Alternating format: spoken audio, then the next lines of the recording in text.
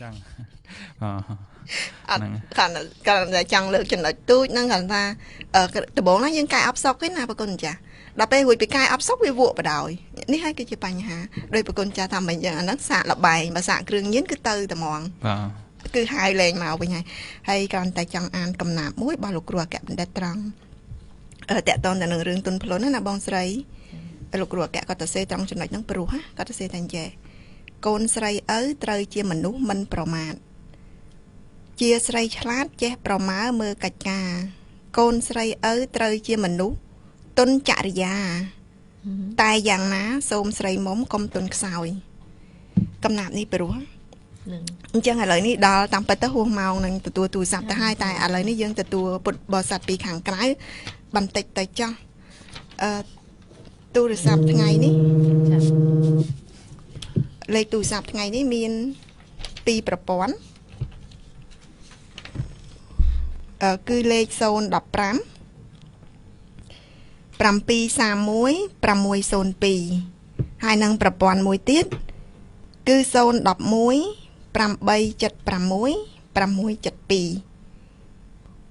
nhungประกาศนานี้ខ្ញុំសូមប្រកាសម្ដងទៀតទូរស័ព្ទនៅក្នុងសម្លេងស្ត្រីពុទ្ធក្នុងពុទ្ធសាសនានេះមានពីរប្រព័ន្ធគឺ011 876 672នេះគឺប្រព័ន្ធ012ចំណែកប្រព័ន្ធ smart គឺ015 731និង602ឥឡូវនេះមានទូរស័ព្ទមកហើយខ្ញុំកាលណានេះខ្ញុំសូមលើកតែម្ដង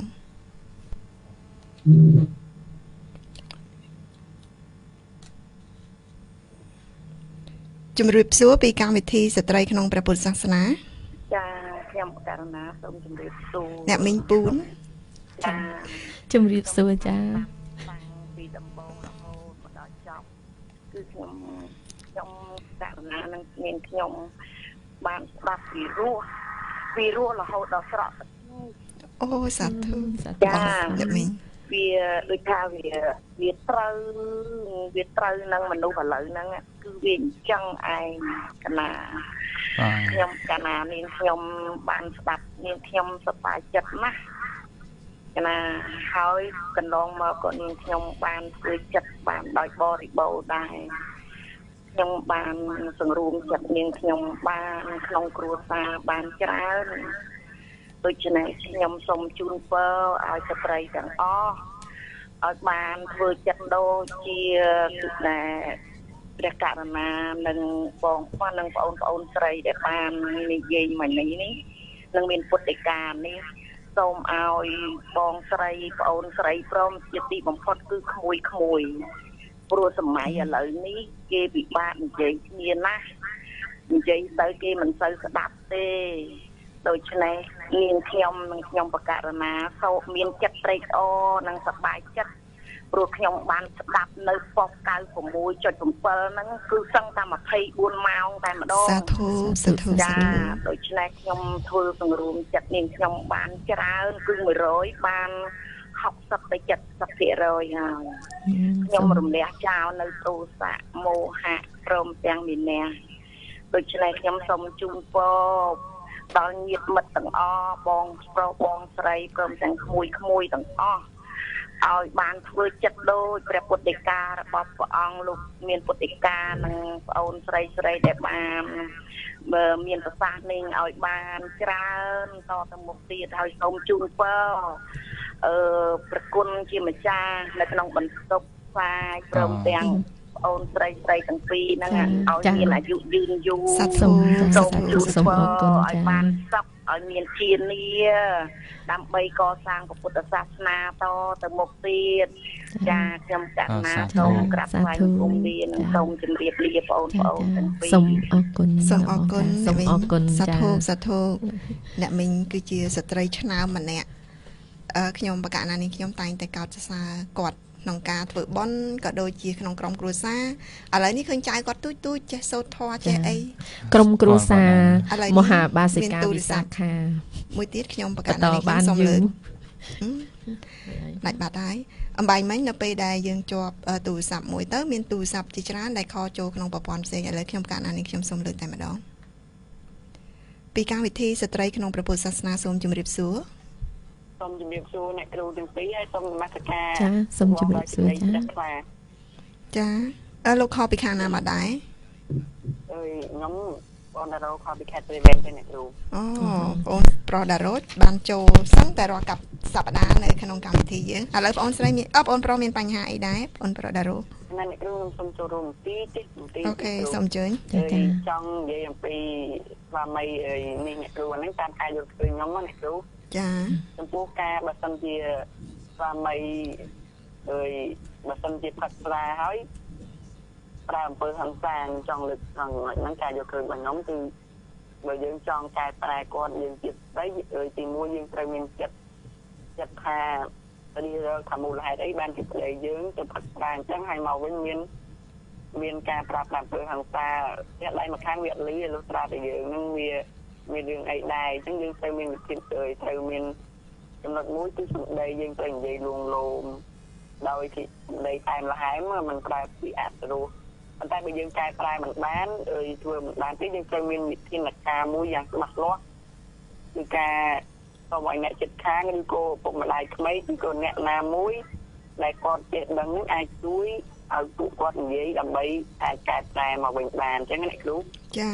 ខ្ញុំចូលរួមប៉ុណ្ណឹងចុះតាមការយល់ឃើញខ្ញុំខុសជាងយ៉ាងណាក៏មិនចេះស្ដាយសូមជម្រាបលាសូមនមស្ការលា ចាអរគុណច្រើនបងប្រុសតារ៉ូឥឡូវខ្ញុំបកណានេះខ្ញុំនឹងទទួលទូរស័ព្ទបន្តទៀតទូរស័ព្ទរបស់យើងថ្ងៃនេះមាន2ប្រព័ន្ធគឺ011 876 672 ចំណាយប្រព័ន្ធមួយទៀតគឺ015 731 602 ប្រសិនបើបងប្អូនពុទ្ធបរិស័ទឬក៏ប្រជាជនអង្គណាក៏ដោយដែលមានចិត្តចង់ចូលរួមមានចិត្តឬក៏មានបតីចង់ចូលរួមនៅក្នុងកម្មវិធីនេះខ្ញុំបកណានាងខ្ញុំនឹងទទួលនឹងរីករាយទទួលនៅរាល់បញ្ហាឬក៏មានបញ្ហាពីកម្មវិធីស្ត្រីក្នុងពុទ្ធសាសនាសូមជម្រាបសួរ សូមជម្រាបសួរកូន ចាជម្រាបសួរអ្នកម៉ាក់ហៅកូនអញ្ចឹងតើហៅម៉ាក់វិញប្រចាំទៅពីភ្នំពេញយើងនេះទេតែអ៊ំសូមក្រាបថ្វាយបង្គំដែលព្រះអង្គដែលគង់ប្រថាប់នៅទីនេះផងក៏សាធុ ហើយក៏អ៊ំក៏សូមអរគុណពួកកូន ចា ដែលបានយើងថាជាកម្លាំងចិត្តសម្រាប់ស្រីគ្រប់គ្នាហើយបើសិនណាជាក្នុងស្រុកខ្មែរយើងមានស្រីដូចកូនច្រើនទៅគឺថាប្រទេសយើងនឹងបានជឿនលឿនខ្លាំងហើយនៅការគ្រប់គ្រងគ្រួសារនិងនៅគ្រប់គ្រងចូលរួមក្នុងសង្គមជាតិរបស់យើងណាបង ចាអរគុណច្រើន តែកូនចេះលះបង់ពេលវេលាផ្ទាល់ខ្លួនហើយមកជួយអញ្ចឹងជាការល្អណាស់អ៊ំសូមសរសើរដល់ស្មោះកូន លោកអ៊ំចេញខពីខាងណាដែរហើយអាចជម្រាបសួរអ៊ំស្រីឮដែរទេលោក operator ជម្រាបសួរអ៊ំស្រី ចាចាកូនណា អ៊ំស្រីអញ្ជើញខពីខាងណាដែរហើយអ៊ំស្រីមានឈ្មោះអ្វីដែរ ពីខាងភ្នំពេញកូនអ៊ំឈ្មោះសាន អ៊ំសាន អ៊ំគ្រាន់តែចង់តែសម្ដែងសេចក្តីរីករាយហើយនឹងអំណរគុណចំពោះកូនដែលនៅក្មេងហើយមានឧត្តមគតិចង់ជួយប្រទេសជាតិរបស់យើងជួយសង្គមជាតិរបស់យើងចឹងទេណាហើយជាមួយនឹងប្រសងប្រសងគោលកតិនលោកក៏ប្រឹងប្រែងណាស់ទេដើម្បីអប់រំយុវជនខ្មែរយើងណាកូន ចាអរគុណច្រើនអ៊ំស្រី អរគុណ ចាគាត់ថាសូមថ្លែងអរគុណកូនចំពោះតែប៉ុណ្ណឹងហើយសម្រាប់ការសោតប្រសើរហើយអ៊ំយល់ឃើញថាបើសិនណាជាមានមនុស្សច្រើនគ្នាដូចជាកូនគឺថាសង្គមខ្មែរយើងប្រហែលជាអាចចម្រើនលូតលាស់ខ្លាំងជាងនេះទៅទៀតមិនមែនខ្លាំងខាងអបាយមុខទេគឺថាខ្លាំងខាងបញ្ហារីចម្រើនជីវិតជំនាញតែម្ដងចាអរគុណច្រើនអ៊ំស្រីនៅក្នុងនោះក៏មានអ៊ំស្រីអញ្ជើញចូលរួមជាមួយនឹងពួកខ្ញុំបកណានាងខ្ញុំដែរមិនចឹងឯអ៊ំស្រីជួយរួមឲ្យព្រោះតែនៅក្នុងក្រុមគ្រួសារអ៊ំពួកអ៊ំអត់ដែលបានជួបប្រទះរឿងបញ្ហាអញ្ចឹងទេកូនតាំងពីសង្គមចាស់ចូលមកដល់សង្គមថ្មីនេះគឺតែមិនបានមានទេមកដល់ជួបតែម្ដងរឿងចេះឆេញដល់ចឹងទៅក៏និយាយថាវាចេះតែជួយសហការជួយដាស់តែលោកថាដាស់តឿនកូនក្មេងសម័យនេះអញ្ចឹងទៅជាចាស់ជួយតាមរយៈចៅជួយតាមរយៈក្មេងៗទៅទៀតពោះឥឡូវនេះ អ៊ំកាលណាមានឱកាសអ៊ំចិត្តតែប្រាប់ថាអ្នកខ្លាំងលេង Facebook លេងរហូតដល់ញៀនអញ្ចឹងទៅវាមានតែកផលគូខ្លះទៅក៏វាអត់ទៅល្អដែរហើយអ៊ំតែងតែប្រាប់ថាឥឡូវនេះអ្នកដែលជាជ្រើសរើសការងារអ្នកដែលច្បាយការងារឥឡូវគេចាប់ផ្ដើមមើល Facebook ហើយចាចាំបើយើងមួយថ្ងៃណាគេទៅជួលកែអញ្ចឹងទៅតែយើងតែគេអាចផ្ដល់ការងារដែលជាទីទុកចិត្តឲ្យយើងដែរអត់អានោះវាពាក់ព័ន្ធនឹងអនាគតយើងស្គាល់តែម្ដងចាអរគុណណាកូនណាចាអរគុណច្រើនអរគុណច្រើនអ្នកម៉ាក់គាត់ហៅខ្ញុំកូនខ្ញុំហៅគាត់អ្នកម៉ាក់វិញអរគុណច្រើនអរគុណសូមជម្រាបលាអ៊ំស្រីឥឡូវនេះកម្មវិធីយើងអត់មានសំណួរអីទេខ្ញុំបកណានាងខ្ញុំក៏ដល់ពេលវេលានឹងក្រាបថ្វាយបង្គំលាដែរហើយថ្ងៃនេះខ្ញុំបកណានាងខ្ញុំសូមថ្លែងអំណរគុណព្រះគុណម្ចាស់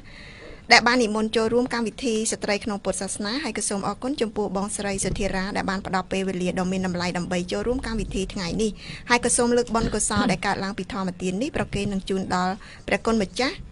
គ្រប់ព្រះអង្គព្រមទាំងបងប្អូនពុទ្ធបរិស័ទទាំងអស់ដែលកំពុងតែស្ដាប់វិទ្យុមេតា FM 96.7 MHz ថ្ងៃនេះហើយខ្ញុំបកណានាងខ្ញុំក៏សូមខន្តីអភ័យទោសនៅរាល់កំហុសឆ្គងប្រសិនបើមានការខុសឆ្គងលើលួសត្រង់ប្រការណាក៏សូមបដិជគុណក៏ដូចជាបងប្អូនពុទ្ធបរិស័ទដែលកំពុងតែស្ដាប់ទាំងអស់មេត្តាខន្តីអភ័យទោសដល់ខ្ញុំបកណានាងខ្ញុំផងពីព្រោះអ្វីដែលធ្វើគ្រប់បែបយ៉ាងនេះគឺមានតែមួយគត់គឺបំណងល្អសម្រាប់ខ្លួនឯងនិងសម្រាប់បងប្អូនពុទ្ធបរិស័ទទាំងអស់ដែលនៅជុំវិញខ្លួនអរគុណនិងអរគុណ